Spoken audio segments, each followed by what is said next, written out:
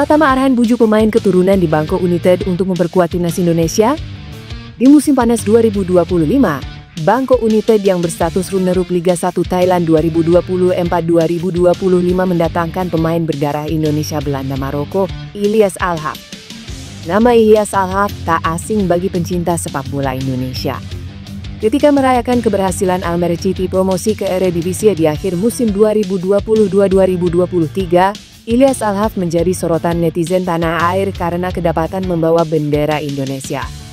Setelah momen di atas, Ilyas Alhaf diwawancara Yusa Nugraha. Ia pun ditanya apakah tertarik membela timnas Indonesia.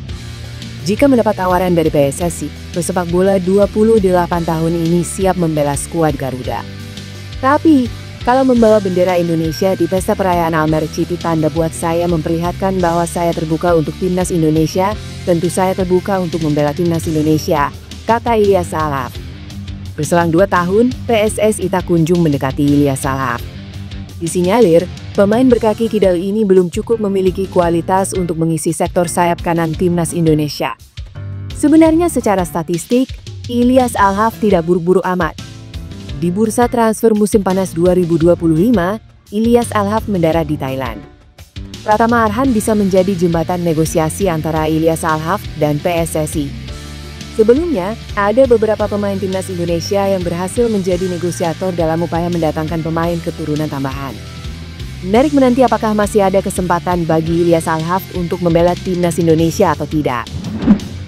Sepak bola Indonesia kini memiliki banyak talenta muda yang menarik perhatian. Salah satunya adalah Dean Zandbergen.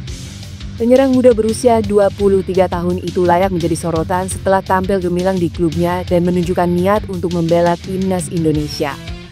Dengan darah keturunan Indonesia dari sang ibu yang berasal dari Depok, Jawa Barat, Zandbergen berpotensi besar untuk memberikan kontribusi signifikan bagi skuad Garuda.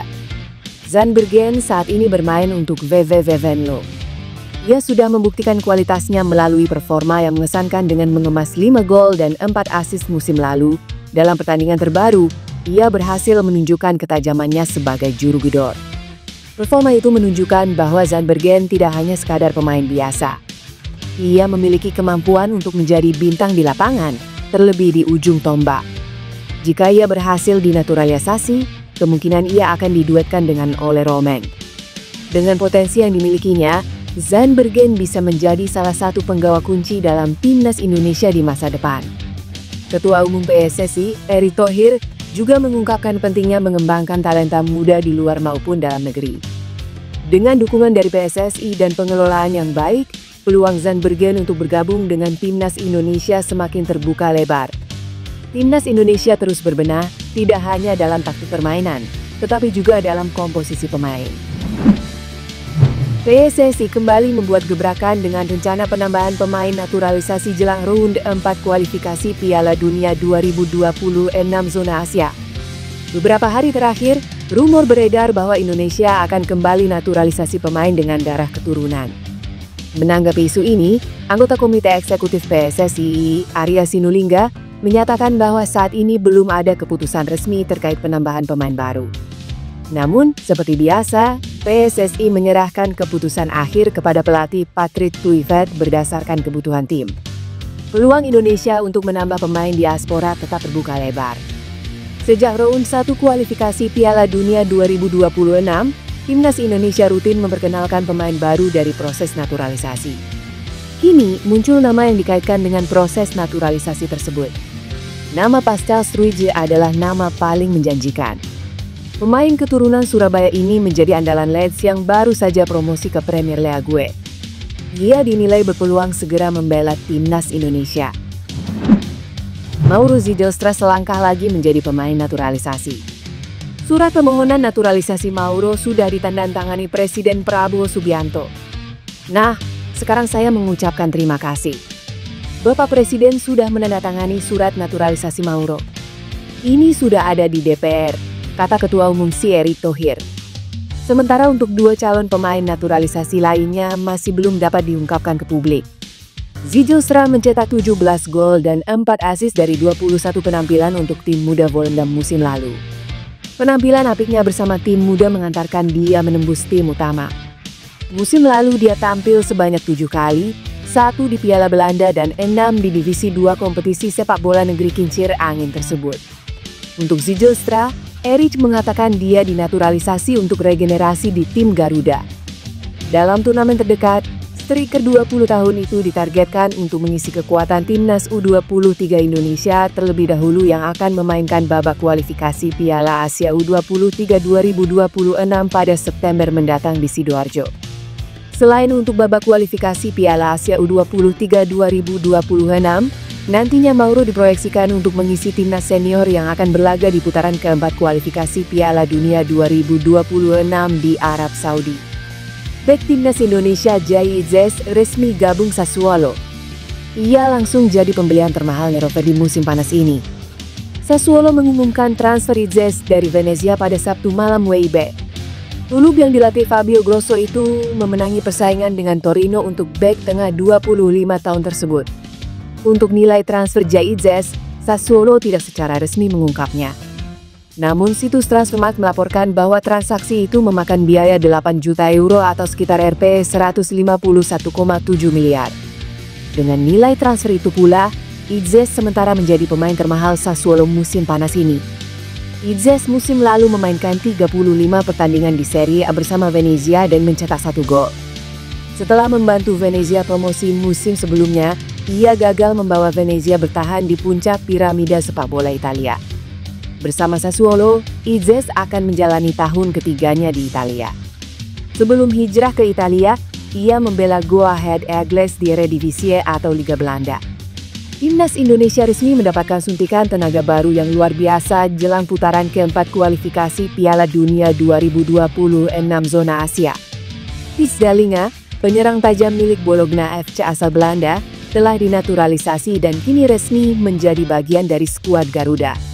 Tak hanya menambah kekuatan lini depan, Dallinga juga mencetak sejarah sebagai pemain termahal yang pernah membela Merah Putih. Langkah cepat ini diambil oleh Si sebagai respons atas cedera serius yang dialami oleh striker utama Indonesia, Ole Romain. Dalam kondisi darurat tersebut, nama Thijs Dallinga muncul ke permukaan sebagai solusi terbaik. Dallinga, yang memiliki nilai pasar fantastis sebesar 208,58 miliar atau sekitar 12 juta, dinilai sebagai sosok ideal untuk memperkuat lini serang Garuda. Pemain kelahiran Groningen, Belanda, pada 3 Agustus 2000 ini memiliki tinggi badan 1,90 meter dan bermain sebagai penyerang tengah. Langkah naturalisasi Dallinga bukan tanpa kontroversi. Ia disebut-sebut memiliki darah keturunan Indonesia dari Tanjung Priok, meski belum ada bukti resmi yang dipublikasikan. Media Korea Selatan, NATE, bahkan menyebut bahwa jika proses naturalisasi Dallinga rampung, maka Indonesia akan memiliki striker kelas atas yang berpotensi mengangkat level permainan Garuda di level Asia. Dengan usia yang masih 25 tahun dan kontrak panjang di Bologna hingga Juni 2028, Dallinga membawa harapan besar. Ia akan menjadi ujung tombak timnas Indonesia di kualifikasi Piala Dunia 2026, ASEAN Cup 2024, dan turnamen besar lainnya. Daya dobraknya yang terbukti di Eropa diharapkan mampu menutupi kekosongan sementara akibat cedera Ole Romain. Jika semuanya berjalan mulus, Dallinga diprediksi akan melakoni debutnya bersama Garuda dalam laga kualifikasi Piala Dunia melawan Irak dan Jepang yang akan digelar pada Oktober 2025 mendatang. Si sendiri belum mengumumkan secara resmi nama Miliano Jonathans akan dinaturalisasi, bergabung dengan timnas Indonesia. Akan tetapi media Belanda Voetbal Primeur telah menulis laporan bahwa Si sedang membujuk Miliano Jonathans untuk bisa alih tim nasional. Si berusaha membujuk Miliano Jonathans untuk melakukan alih tim nasional, tulis laporan Voetbal Primeur. Pemain Liga Belanda ini ternyata keturunan asli kota Depok. Sanak saudaranya masih ada di sana. Soal Miliano Jonathans yang merupakan pemain sayap kanan FC Utrecht, keluarganya yang di Indonesia memberi sinyal. Willy Jonathans yang merupakan kakek dari Miliano Jonathans mengatakan untuk menunggu informasi resmi dari Si. Willy Jonathans sendiri tak dapat memastikan secara pasti tentang cucunya yang akan dinaturalisasi untuk membela timnas Indonesia. Menjadi kebanggaan tersendiri jika benar William Jonathans akan membela timnas Indonesia. Proses naturalisasi membutuhkan restu dari orang tua pemain, sehingga semua jelas bahwa mereka ke Indonesia untuk membela timnas Indonesia. Minggu depan, Erick Thohir berencana mengumumkan nama-nama pemain yang akan dinaturalisasi.